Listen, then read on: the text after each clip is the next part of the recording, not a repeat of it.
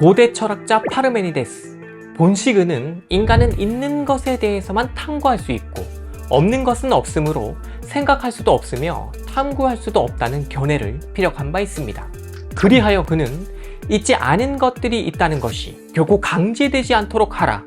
오히려 그대는 탐구의 이 길로부터 사유를 차단하라 라는 이 유명한 명제를 내놓았는데, 이후로 플라톤이 바로 이 명제에 담긴 내용을 계승하면서 서양 철학사에서 가장 큰 영향력을 가지게 되었습니다. 그렇다면 왜 파르메니데스는 있지 않은 것들이 있다는 것을 탐구하면 안 되며 이 길로부터 사유를 차단하라고 한 걸까요?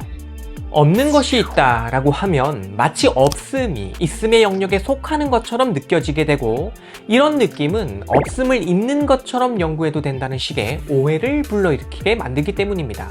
다시 말해서 인간은 언제나 있는 것에 대해서만 탐구할 수 있을 뿐 없는 것은 없기 때문에 탐구가 불가능하다는 것을 알아야 한다는 거죠. 가령 하늘에 존재하는 천문 현상을 연구하여 천문학을 개척했고, 신체에 존재하는 질병을 연구하여 의학을 개척한 것처럼 인간은 언제나 존재하는 것들에 대한 연구를 통해 관련 학문들을 열었는데, 이와 달리 존재 그 자체를 연구하는 매우 근원적인 학문이 있으니 이것이 바로 존재론이라고 하는 것입니다. 즉, 존재하고 있는 것의 현상을 연구하는 학문과 달리 존재론은 존재 그 자체를 연구한다는 것. 어쨌든 이러한 존재론은 앞서 소개한 철학자 파르메니데스로부터 출발했고, 플라톤이 이를 계승하여 서양 존재론의 원형을 수입한 이래 지금까지 아주 큰 영향력을 행사하고 있답니다. 따라서 서양 철학을 공부하는 사람이라면 반드시 공부해야 하는 분야가 바로 존재론이다 라고 말씀드릴 수 있겠는데, 우리 채널에서도 이렇게 존재론에 대한 기초 강의를 올려놓았으니 아직 못 본 분들이 있다면 나중에 꼭 챙겨보시기를 바라겠습니다. 그리고 이번 강의에서는 전통 존재론이 가진 문제 중 존재의 성립에 대한 문제와 관련하여 정제와 상제라는 이 유명한 개념들을 알려드릴 텐데요. 이 어려운 개념들을 기초가 약한 분들도 쉽게 이해할 수 있도록 그렇게 강의를 해서 서양 철학사가 가진 전반적인 특징을 이해하는 데 도움을 드리고자 하니까요. 이제부터 재밌게 시청해 주시기 바랍니다.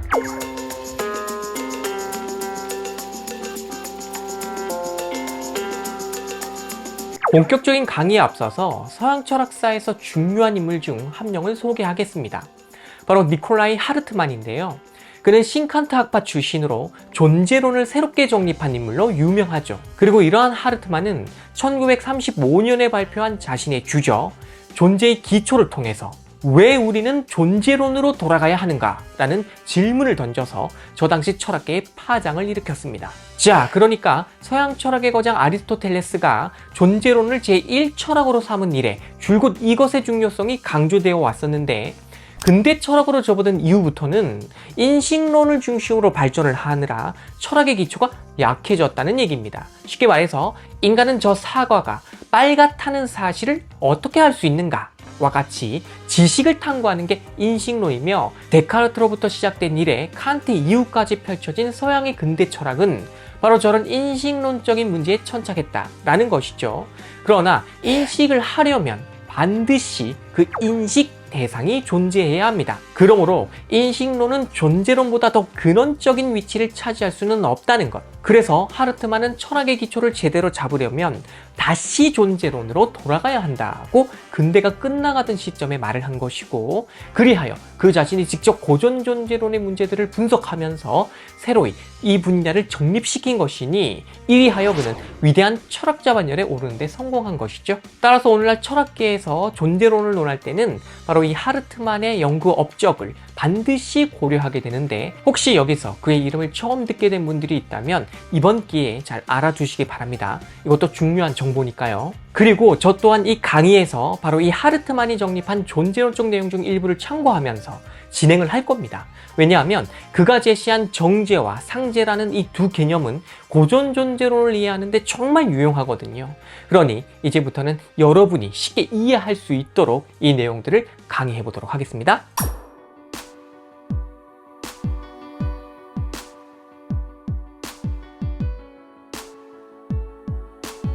현재 이 강의를 보고 계신 당신, 이러한 당신은 없는 게 아니라 있는 것이므로 당신이 있다 라고 할 수 있겠는데, 이처럼 무엇이 없지 않고 있다 라고 하는 이 단적인 사태를 하르트만은 정제라고 불렀습니다. 즉 정제란 여기 컵이 있다, 없다 할 때 있다라고 하는 것처럼 단순히 있다를 뜻하는 존재의 계기라는 것. 그런데 현재 당신은 있기만 한 게 아니라 언제나 무엇으로 있죠. 가령 당신이 여성이라면 현재 당신은 여성으로 있는 것이지 아무런 내용도 없이 그렇게 있는 게 아니라는 얘기입니다. 그러므로 무엇이 있다고 할 때는 언제나 어떤 내용으로 있다고 할 수 있으니 바로 이러한 존재의 계기를 하르트만은 상제라고 불렀어요. 자, 그러므로 이상의 내용을 정리를 좀 해보면 무엇이 존재한다고 할 때 그것이 단순히 있냐 없냐 하는 단적인 사태와 관련하여 있다라고 하는 한 계기를 가진다는 것이고, 또 이와 동시에 그것이 그저 있기만 한 게 아니라 어떤 내용으로, 즉 무엇으로 있다고 하는 또 한 계기를 가진다는 것이니, 이렇게 정제와 상제의 두 계기를 동시에 가져야 존재가 성립한다고 보는 것이 서양의 전통 존재론의 입장이라는 것입니다. 무슨 말인지 이해하셨나요? 그러니까 다시 좀 쉽게 말씀을 드리자면, 있기는 있는데 아무런 내용이 없다면 도대체 무엇이 있다는 것인가 라고 묻게 된다는 것이고, 무엇이 어떤 내용을 가지기는 하는데 그것이 존재하지 않는다면 결국 이것은 없는 것이므로 존재가 성립할 수 없다는 얘기입니다. 자, 이처럼 존재의 성립에는 있음과 무엇으로 있음이라는 이 두 계기가 함께 있다는 것이죠. 여기까지 잘 이해하셨죠?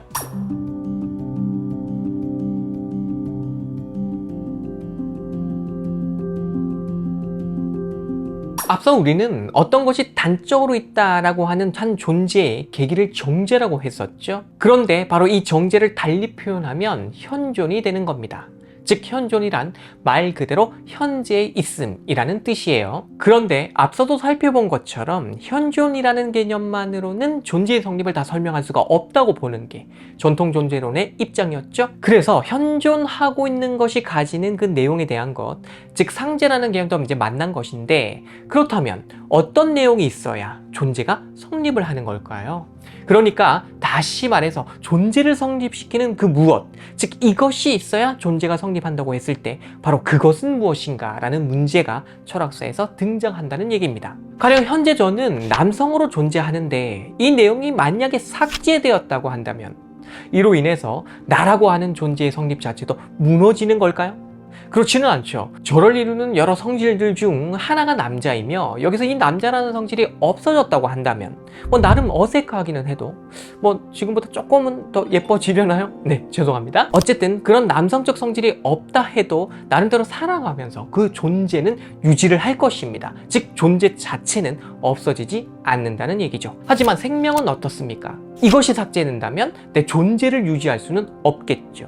따라서 그 존재가 성립하고 유지하는 데 있어서 필수적인 것, 여기서는 생명을 예시로 들었는데 이런 것을 철학에서는 본질이라고 합니다. 본시, 이것은 라틴어 에센티아에서 나온 것으로 고대 철학에서부터 존재론적 화두로 여겼을 정도로 중요한 개념이기도 하죠. 그러므로 이 개념에 대해 제가 여러분이 잘 이해할 수 있도록 다시 한번 설명을 해드릴 텐데, 어떤 대상 X가 있다고 한번 생각을 해보세요. 그 대상 X는 다양한 성질들 P1부터 P9까지를 가지고 있습니다. 이때 P1을 삭제해도 여전히 대상 X가 유지된다고 한다면 저것은 저 대상의 본질은 아닌 거예요. 무슨 말인지 이해하셨죠? 그러나 만약에 P7을 삭제시켰더니 저 대상 X가 무너졌다면 네, 바로 저것이 저 대상 X의 본질인 것입니다. 이제 본질 개념이 무엇인지 보다 정확하게 이해하셨을 텐데, 이처럼 존재의 성립에는 정제로서의 현존과 더불어서 상제로서의 본질이 관계를 맺는다 라는 것이니까 이 내용을 잘 정리해 두시기 바라겠습니다. 우리 강의 초반에서 인간은 있는 것만 생각할 수 있고 탐구할 수 있다, 없는 것은 없기 때문에 생각할 수도 없고 말할 수도 없다고 하는 파르메니데스의 존재론적 입장을 만난 바 있죠. 그리고 이러한 존재론적 입장을 계승한 플라톤은 현실 세계에서 발생하는 생성과 소멸의 현상, 즉 변화의 현상이 진리일 수는 없다고 보았습니다. 있음으로 가득 찬 세계에 없음이 끼어들어 변화를 일으킨다? 이건 문제가 있는 거니까요. 그래서 상주불멸하는 것, 가령 삼각형의 내각의 합은 어제도 180도, 오늘도 180도, 3000년 후에도 180도니까 불변, 즉 변하지 않고 늘 있는 것이죠. 따라서 플라톤 철학에서는 수학을 굉장히 중요하게 여겼는데 그는 이러한 기하학적 진리에 입각하여 언제나 변하지 않고 있는 것을 진리로 여긴 채 이런 것이 진짜 있는 것, 즉 이데아라고 보았습니다. 그리고 바로 이것이 인간을 비롯한 모든 존재하는 것들의 본질이라고 보았던 것이죠. 따라서 하르트만의 상제와 정제의 두 계기적 관점에서 이 문제를 살펴보면 이 세계는 정제의 계기에 따라 있다라고 할 수 있는데 무엇으로 있느냐 하면 그 본질이 이데아이므로 상제의 계기에 해당하는 이데아로 있는 것, 이렇게 되는 것입니다. 물론 여기서 플라톤의 이러한 견해를 비웃는 분들도 있을 수 있죠. 도대체 이데아라는 게 어딨냐 하면서 말이에요. 그러나 저 이데아를 영혼으로 바꿔보면 어떨까요? 혹시 인간은 그 본질을 영혼으로 한다라고 보면서 이 본질로서의 영혼이 빠져나가면 그 존재는 무너지는 것이고 저 영혼이 유입되면 저 존재는 성립하는 것이다 라고 보는 것. 그리고 육체의 생성과 소멸은 한낱 현상에 불과하나 영혼은 늘 있는 것이라서 육체가 멸해도 여전히 남아있는 것이니 이것이 진리다 라고 이해하는 것. 네, 이러한 식의 이해 방식을 지금도 진지하게 가지고 계신 분들이 없다고 할 수 있을까요? 그러니 플라톤 철학의 이데아를 단순히 비웃을 수는 현대사회에서도 없는 것입니다. 그리고 이러한 이해 방식 속에는 파르메니데스가 말한 존재론, 그러니까 변하지 않고 늘 있는 것만 인간은 탐구할 수 있으며 이를 진리로 여겨야 한다는 존재론적 입장이 그 배경에 깔려 있는 것이며 플라톤의 이데아도 저런 배경 속에서 나왔다는 것. 따라서 이러한 플라톤의 존재론은 영혼이 있음, 즉 영혼의 철학을 기본으로 한다고 볼 수 있는데 이것이 나중에 중세 철학으로 가서 기독교에 결부되거든요. 그래야 기독교 신학의 논리로 쓰이게 되죠.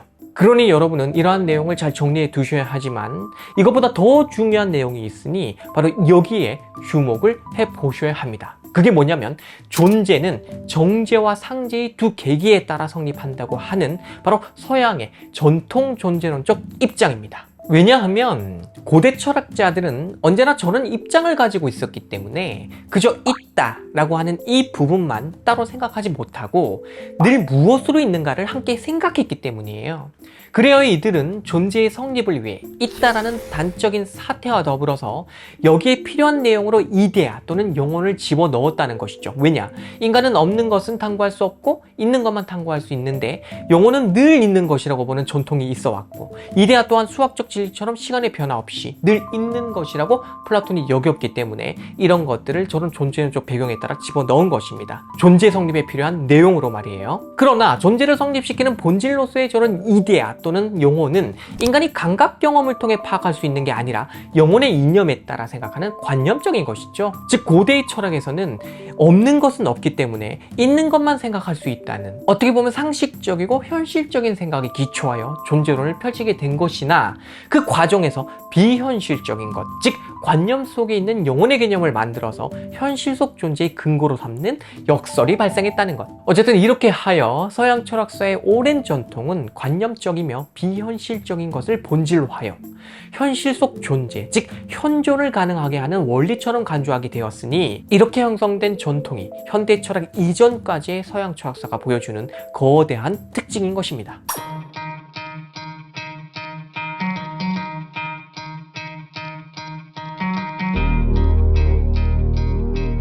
오로지 있는 것만을 추구하는 서양의 전통 존재론. 그러나 이러한 존재론의 문제를 제기한 인물들이 현대 철학에서 등장하였으니 그 대표적인 인물 중 하나가 바로 하이데거이며 그에게 큰 영향을 받아 자기 철학을 수립한 인물이 프랑스의 철학자 사르트르입니다. 가령 사르트르는 단순히 있다라는 정제로서의 계기와 어떤 내용으로 있다라고 하는 상제로서의 계기, 이 두 계기가 함께 있어서 존재가 성립하는 게 아니고 우연히 어떤 것이 먼저 그냥 있고, 그러니까 정제로서 있고 그 다음에 이 있는 것이 존재하면서 내용을 만들어 간다고 보았죠. 즉 실존이 본질에 앞선다는 것. 예를 들어 인간은 자기 의지와 무관하게 불쑥하고 이 세상에 태어나며 이렇게 존재하게 된 이후에 자기가 살면서 자기의 본질을 만들어 간다는 얘기입니다. 그래서 전통 존재론에서 보자면 역발상에 해당하는 명제, 즉 본질에 따라 존재가 성립하는 게 아니라 있는 게 본질보다 앞선다는 명제를 그는 제시했던 것인데, 이러한 그의 철학에 오롯이 담겨있는 저작물이 바로 그의 대표작 존재와 무죠. 그리고 우리 채널에서는 이렇게 이 책에 대한 내용을 강의해 놓았으니 궁금한 분들은 나중에 따로 챙겨보시면 되겠습니다. 자, 그리고 이러한 그의 철학적 관점에서 볼 때 앞서 예로 들었던 생명은 인간의 본질인가 라는 궁금증도 같이 생길 텐데요. 이 물음에 대한 답은 여러분이 직접 한번 찾아보시면 좋겠습니다. 그래야 스스로 생각하는 기회도 가지게 되고 사고력도 향상시킬 수 있는 것이니까요. 어쨌든 이러한 정제와 상제에 대한 문제 중 정제, 즉 있음에 대한 문제는 향후 서양 철학사에서 관념론과 실제론으로 발전을 합니다. 이것도 상당히 중요한 부분인데, 왜냐하면 저 있음이 인간의 인식과 무관하게 근원적으로 있는 것이라고 이렇게 보게 되면 이건 실제론이고요. 인간의 인식에 따라 주관적으로 파악된 것, 이것을 있음이라고 보는 것이 이제 관념론인데, 이처럼 있음을 어떻게 보느냐에 따라 실제론과 관념론으로 그 방향이 나뉘었다는 것. 그리고 상제의 계계와 관련해서는 존재의 내용이 문제가 되는 것이었으므로 본질에 대한 것을 다루는 본질주의가 발전을 하게 되는데, 이것은 20세기 초에 등장했던 인물 비트겐슈타인이 자기의 후기 철학에서 박살을 내버리기도 했던 것입니다. 본질이란 없는 것이며 본질이 있을 거라고 생각하는 그 형이상학적 욕망만이 있는 것이라고 본 것이 비트겐슈타인의 후기 철학적 입장이었으니까요. 따라서 이 내용이 궁금한 분들은 제가 이렇게 강의를 올려놨으니 이것도 나중에 참고하시면 되겠습니다. 자, 이렇게 해서 오늘 강의 마무리할 텐데요. 참고로 오늘 소개한 니콜라이 하르트만의 정제와 상제라는 이 두 개념은 본시 그가 자기의 존재론에서 존재의 방식과 존재의 형식에 대한 문제를 해명하는 것과 관련하여 구분하고 있는 것인데, 여기서는 전통 존재론과 관련하여 입문자들의 이해를 돕기 위해 제가 활용을 한 것이니까 혹시 하르트만을 공부하고 계신 분들이 있다면 이 점 오해 없이 보셨기를 바란다는 말씀 드리겠으며, 제가 다음에 또 기회가 될 때는 하르트만의 존재론도 상세히 강의를 해드리도록 하겠습니다. 그리고 오늘 여러분들이 공부한 이 내용들이 서양 철학사의 전반적인 특징을 결정짓는 존재론적 내용이거든요. 그러니까 정말 중요한 것이니까 잘 정리하셔서 철학사 공부하시는데 두고두고 사용하시기를 바라겠다는 말씀 드리니까요. 참고해 주시기를 바라겠습니다. 그럼 저는 이만 물러가고 다음 시간에 다시 인사드리도록 하겠습니다. 감사합니다.